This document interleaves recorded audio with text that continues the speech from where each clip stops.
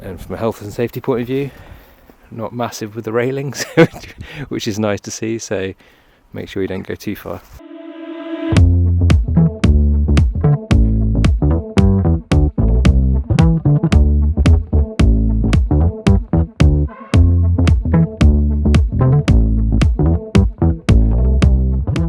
Garden of the grandmother.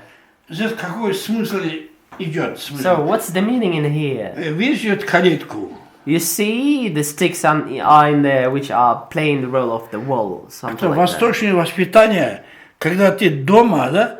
За тобой все время следит бабушка. Или мать, да? Вот калитка означает, ты ограничен твоей возможности, самостоятельно ты не сможешь без спроса уходить куда-нибудь. Это наше восточное воспитание. These sticks are the lines which separate us from things that are forbidden to do by ourselves. So it means, the meaning of this painting, our grandparents take care of us and control us. They try to keep us in safe.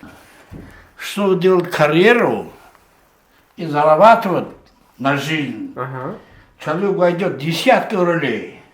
For being experienced, for making their career, so the man can play the role of 10 different characters.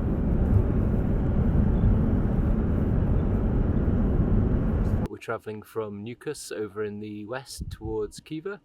It's going to be a drive of around 3 to 4 hours. We're going to stop at the desert fortresses on the way back. We're currently at Chilpyk, which is one of the burial sites that they used to use. It's been a fantastic couple of days. It's been really interesting seeing the difference between Tashkent and Nukus. So Nukus is a lot smaller, and there's subtle differences on the way. Tashkent obviously has, like London, has lots of memorials, the sites, madrasas, museums, whereas Nukus is more remote, but I don't think I've seen many other tourists at all. It very much feels like an Uzbek place, and it's very special for that reason. Obviously the museum, Davies Museum, is a must. It's brilliant, the guides are great, the artwork is fantastic, and it's worth coming for that alone, but also getting to see the history, the ancient history, and the desert fortresses are amazing as well. So it's brilliant, it's lovely to see, and I think it makes a real difference from maybe visiting Bukhara and Samarkand, which are more well known. So it's good to get off the beaten path and come and explore. So yeah, really look forward to what's coming up in the next few days. So behind me we can see Chilpyk. This is natural up to about here, and then this is all man-made, a mud structure. Inside they would leave the bodies for the birds to pick at the flesh, and when the bodies were cleaned of flesh, then the bones would be buried in a wooden box, which archaeologists have recently dug up hundreds from this site. So it's fascinating to see this, the history, and to have time just to explore and look around. So just to give you a little bit of a view of around here, because as we're in the desert there aren't really many high points. This is why this point was chosen as the burial site, as it really does stand out on the horizon. The actual walls are built from mud, but the original hill is natural, but you can see there's not much around on the horizon. We're getting towards me, behind me now. That way the mountains are where the desert fortresses are, and that's the way onto Khiva, so that's the direction we'll be heading. About an hour drive to get to the hills or the mountains, crossing over the river, so we'll see you on the other side. Also from the Chilpyk here we can see Uzbekistan, and also a little bit further there, that's Turkmenistan. So the border is on the river, but there is also another border kind of that way, which separates Uzbekistan from Turkmenistan. So that's been a bit of a surprise. I knew we were close to the border, but I didn't realise it was literally just across the river.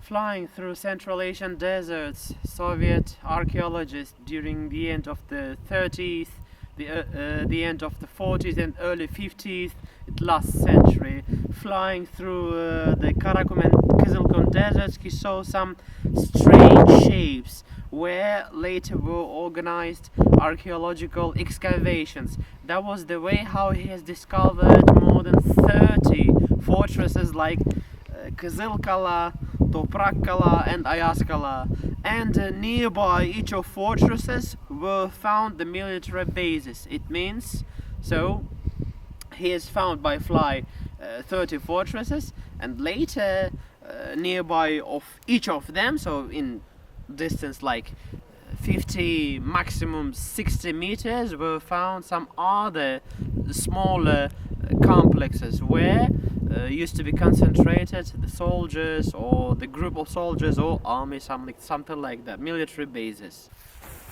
Getting into the old tunnels, or what would have been the arches of the fortress. And this goes on quite a way, but over the years the ground level has risen to be up here, but as we climb up you can see how high the walls are.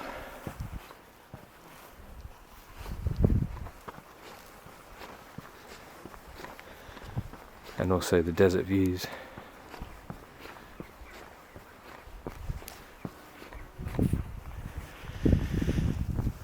And from a health and safety point of view, not massive with the railings, which is nice to see, so make sure you don't go too far. Part of this fort has been reconstructed, as you can see from here, but they've kept most of it intact, so you can really see how it was. That's where the students would have built this practice anyway. That's good too, isn't it? They get, I guess, an idea of how these would have been made previously.